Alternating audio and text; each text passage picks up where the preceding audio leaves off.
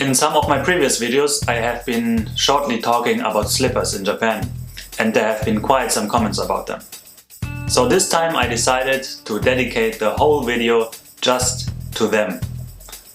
Now you may be thinking, a whole video about slippers? Yes, a whole video about slippers. Take a look at how many times I change slippers during a normal day here in Japan.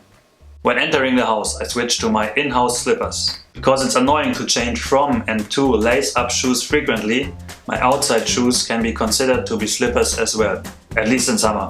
When I go to the toilet, I will change from my in-house into the toilet slippers. These are clearly much too small. I need to change that. Japanese like to hang their clothes onto their balconies for drying. Of course, I'm not out of my mind and walk out onto the balcony without changing into the balcony slippers. I always bump my head here. And finally, if I want to do something outside quickly, like bringing out the garbage, I have a pair of convenient Crocs. Slippermania. But there's a reason for this slipper culture. It dates back way to the Heian period. Japan's climate is humid and has a lot of rainfall in some times of the year. Therefore shoes would get covered in dirt and mud, especially back then when there were no tarred streets. It was also very common to eat and sleep on the floor. Even today this is still done in some households. So it is probably not surprising that Japanese want to take off their shoes before they enter a house. I've mentioned in some of my previous videos that Japanese houses can get very cold in winter. Therefore, besides cleanliness, the desire to have warm feet is another reason to wear slippers as well. So how should you behave? Most Japanese houses have a so-called genkan. The genkan is the entrance area. In this area only outside shoes are allowed, and up here only inside shoes, slippers, socks and bare feet. The genkan is also the area where your host may greet you.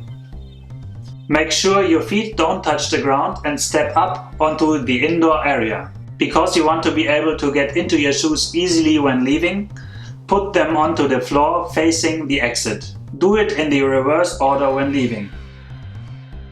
If there is a shoe shelf, use it. In some restaurants there will be lockers for your shoes, so you might want to use them as well. If there are no slippers available, there's nothing you can do about it.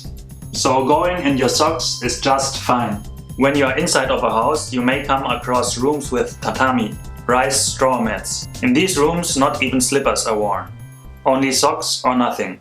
On the 7th December of 1857, Townsend Harris, the first American consul in Japan, had an audience in Edo Castle with the shogun.